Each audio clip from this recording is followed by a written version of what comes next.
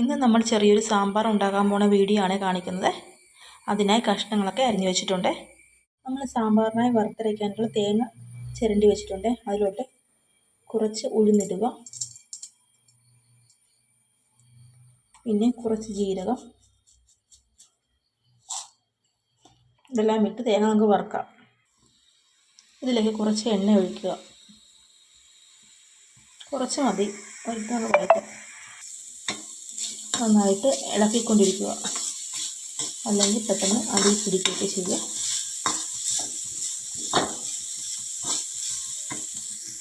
ഇതിലോട്ട് കുറച്ച് മഞ്ഞൾപ്പൊടിയും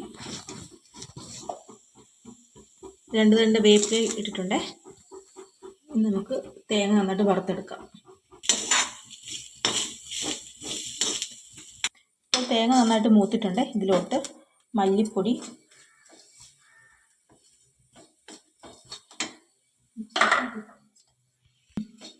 മുളക് പൊടി, സാമ്പാർ പൊടി എല്ലാം ഇട്ടൊന്ന് മിക്സ് ചെയ്യുക.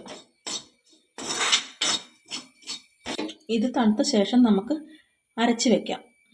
സാമ്പാർ കഷ്ണം വേവിക്കാൻ പോവുകയാണ്. അപ്പോൾ അതിനകത്തോട്ട് സാമ്പാറിൻ്റെ കഷ്ണത്തിനോടൊന്ന് വെള്ളം ഒഴിച്ചിട്ടുണ്ട്. ഇതിൻ്റെ അകത്തായിട്ട് മഞ്ഞൾപ്പൊടി, കുറച്ച് ഉപ്പുപൊടി ഇട്ട് നമുക്ക് കഷ്ണം വേവിക്കാൻ വെക്കാം.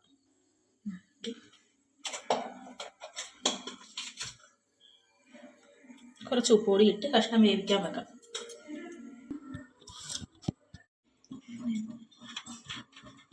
വെണ്ടയ്ക്ക വാട്ടാനായിട്ട് കുറച്ച് എണ്ണ ഒഴിച്ച് അതിൽ കടുകിടാം. എണ്ണ ചൂടായിട്ടുണ്ട്. അതിലേക്ക് നമുക്ക് കടുകിടാം. കടുക് പൊട്ടട്ടെ. കടുക് പൊട്ടിയിട്ടുണ്ട്. നമുക്ക് വെണ്ടയ്ക്ക അരിഞ്ഞു വെച്ച വെണ്ടയ്ക്ക വാട്ടാം. അതുകൊണ്ട് നമുക്കൊരു ലേശം പുളി എടുത്ത് വെള്ളത്തിടാതെ നമ്മൾ തക്കാളി നന്നായിട്ട് ചേർത്ത കാരണം കുറച്ച് പുളി മതി.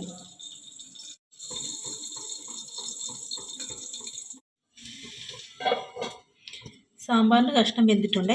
അതിലേക്ക് നമുക്ക് വറുത്തരച്ച അരപ്പ് ചേർക്കാവേ.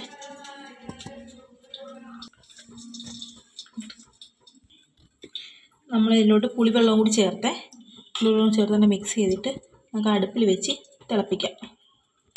നമ്മുടെ വെണ്ടയ്ക്ക വാടിയിട്ടുണ്ട്. ഇത് മാറ്റിയിട്ട് നമുക്ക് സാമ്പാറിൻ്റെ ചേർത്ത് വെച്ചിരുന്നത് ഇത് വെച്ച് തിളപ്പിക്കാം. അതിലോട്ട് നമുക്ക് വെണ്ടയ്ക്ക ഇട്ട് കൊടുക്കാം. ഇതിലോട്ട് കുറച്ച് കായപ്പൊടി ചേർക്കുക. എന്നിട്ട് നന്നായി മിക്സ് ചെയ്യുക. കുറച്ച് ഉപ്പിൻ്റെ കുറവുണ്ട്. അപ്പോൾ അതിനായിട്ട് നമുക്ക് കുറച്ച് ഉപ്പുപൊടി ചേർക്കാം.